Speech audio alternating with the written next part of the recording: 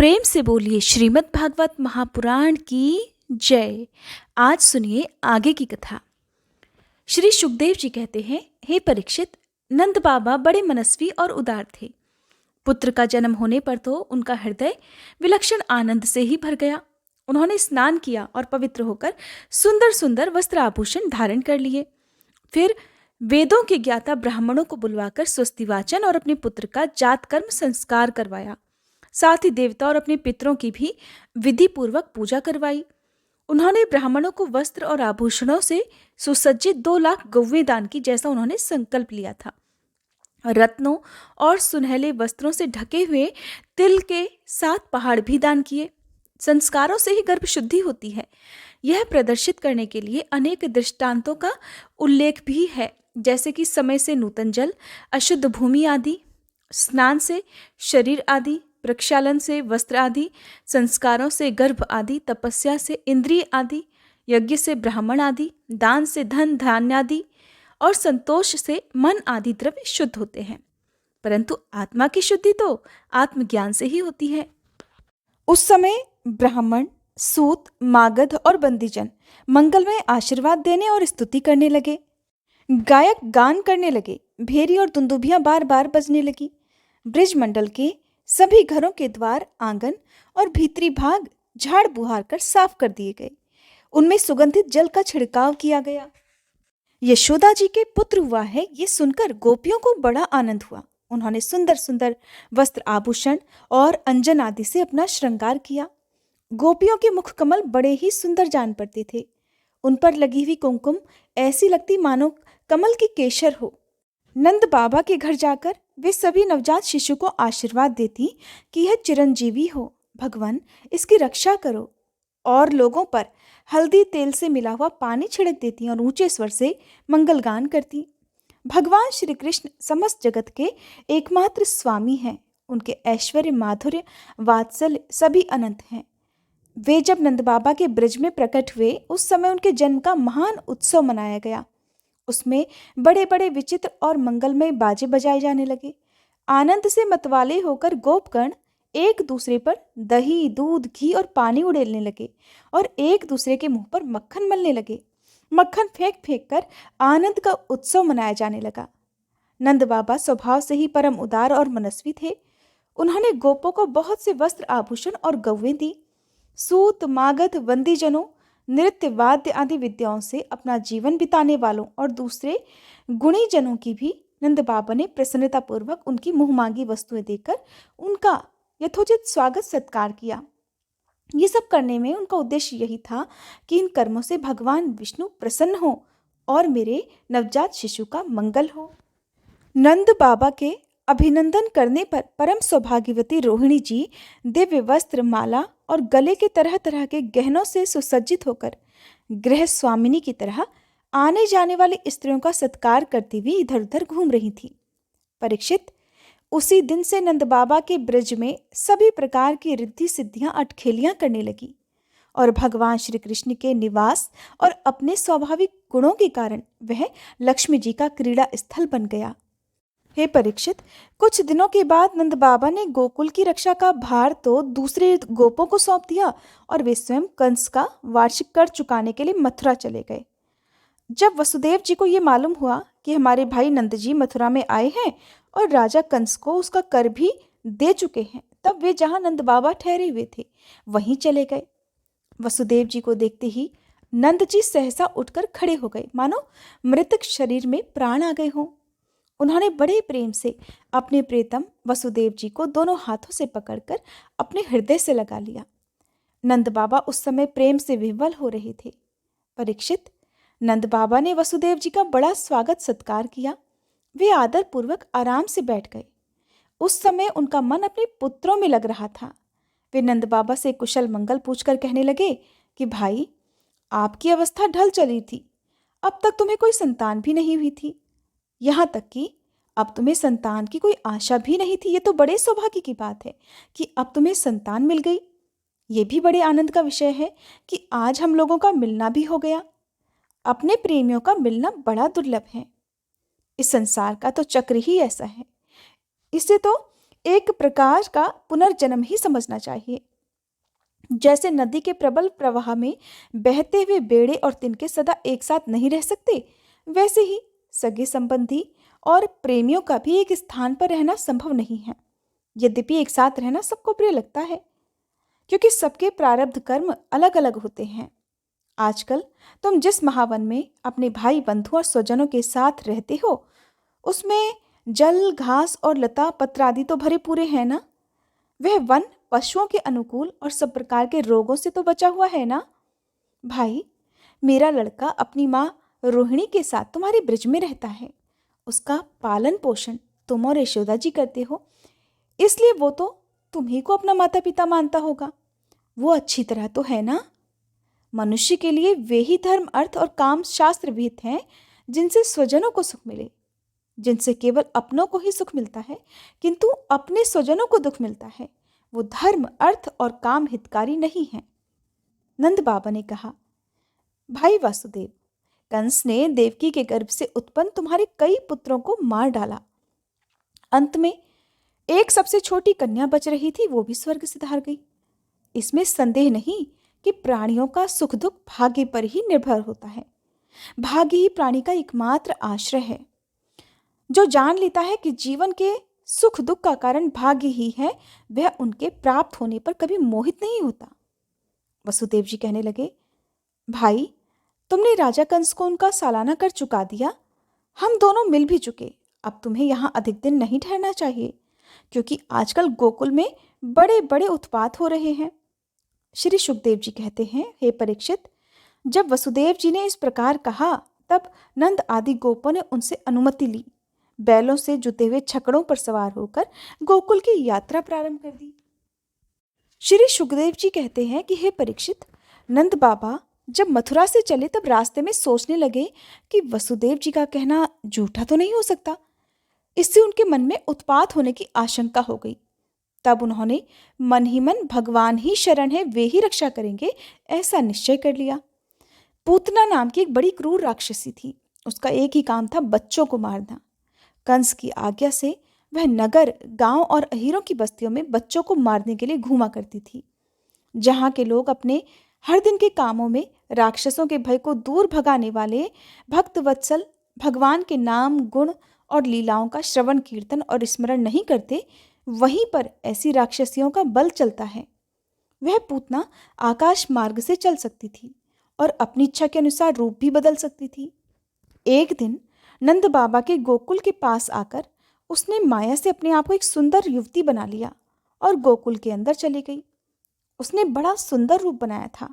उसकी चोटियों में बेले के फूल गुंथे हुए थे, सुंदर वस्त्र पहने हुए थी।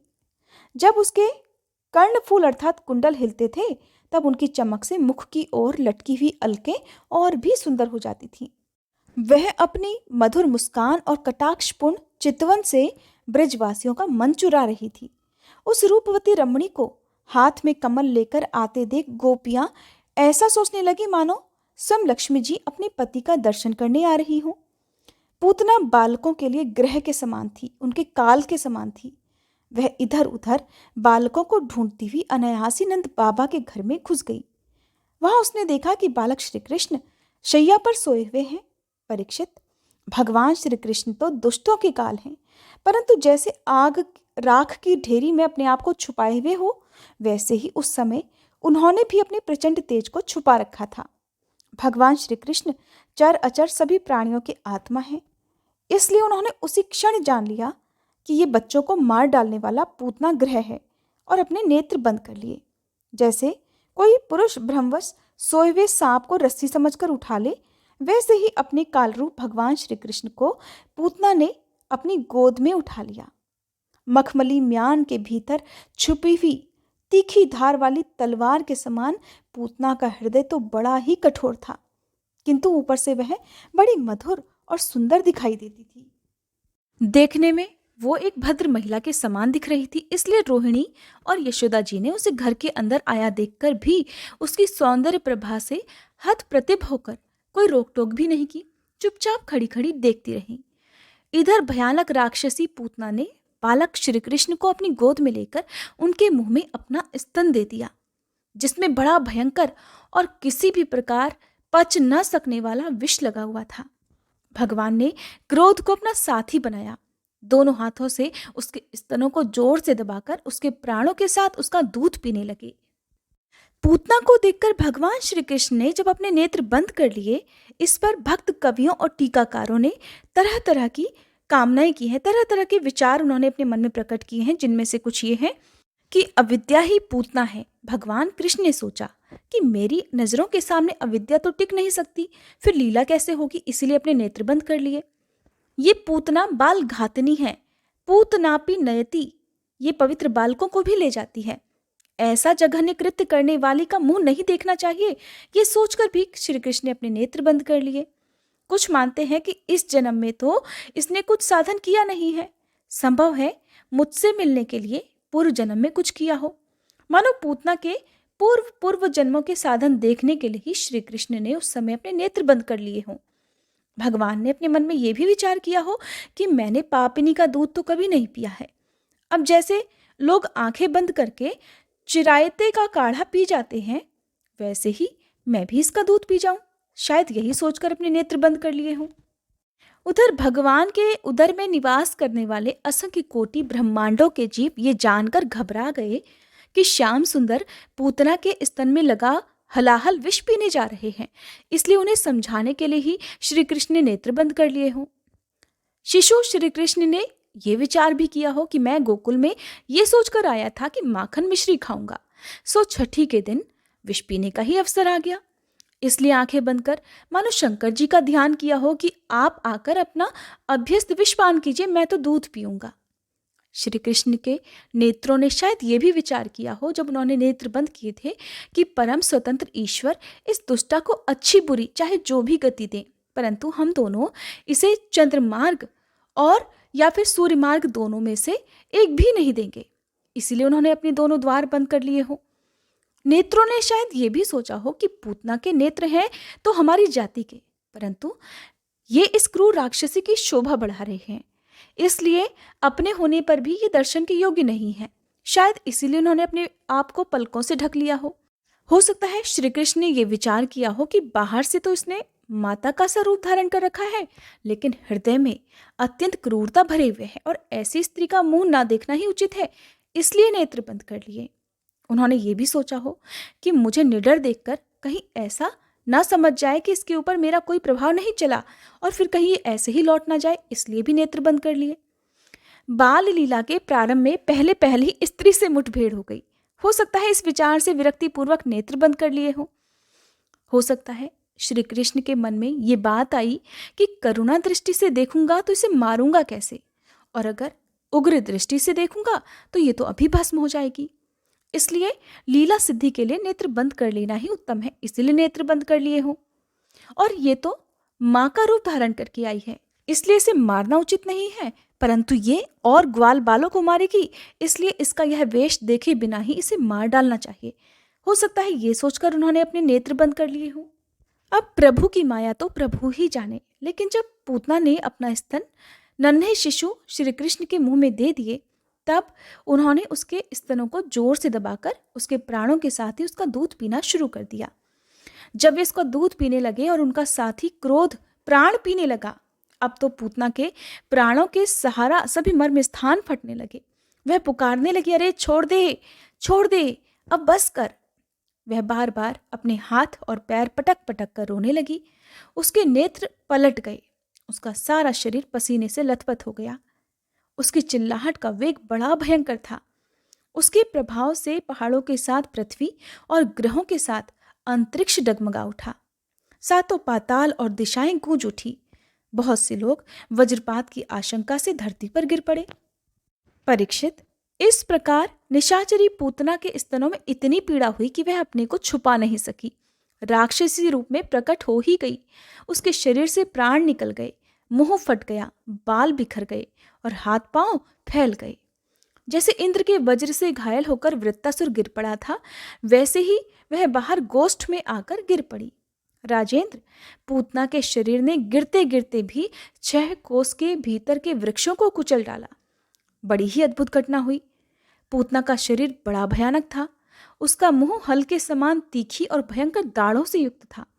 उसके नथुने पहाड़ की गुफा के समान गहरे थे और स्तन पहाड़ से गिरी हुई चट्टानों की तरह बड़े बड़े थे। लाल लाल बाल चारों ओर बिखरे हुए थे। आंखें अंधे कुएं के समान गहरी, नितंब नदी के करार की तरह भयंकर, भुजाएं, जांघें और पैर नदी के पुल के समान, और पेट सूखे हुए सरोवर की भांति जान पड़ता था। पूतना के उस भयानक शरीर को देखकर सब के सब ग्वाल और गोपी डर गए। उसकी भयंकर चिल्लाहट सुनकर उनके हृदय, कान और सिर तो पहले से ही फट रहे थे। जब गोपियों ने देखा कि बालक श्री कृष्ण तो उसकी छाती पर निर्भय होकर खेल रहे हैं, तब वे बड़ी घबराहट और उतावली के साथ झटपट वहां पहुंच गई और श्री कृष्ण को उठा लिया। इसके बाद यशोदा जी और रोहिणी के साथ गोपियों ने गाय की पूंछ घुमाने आदि उपायों से बालक श्री कृष्ण के अंगों की सभी प्रकार से रक्षा की, ताकि उनका बालक सुरक्षित रह सके।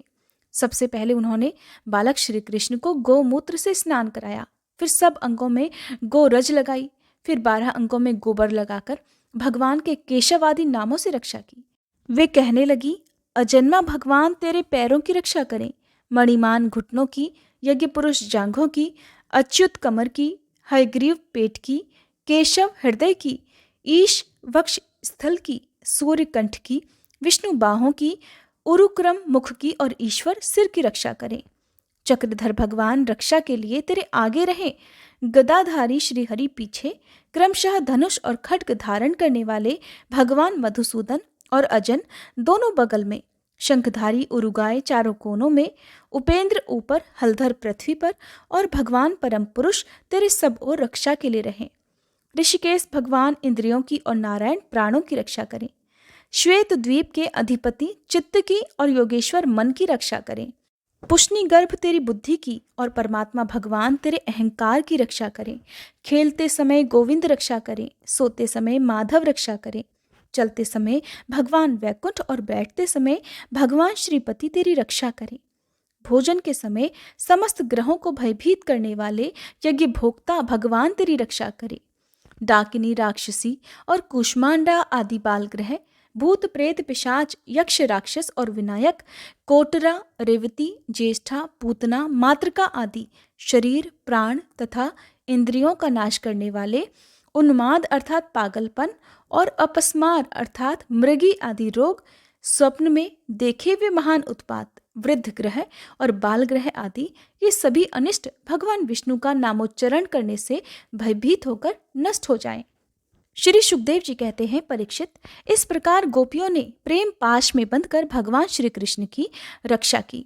माता यशोदा ने अपने पुत्र को स्तन पिलाया और फिर पालने में सुला दिया। उसी समय नंद बाबा और उनके साथी गोप मथुरा से गोकुल में पहुंचे थे।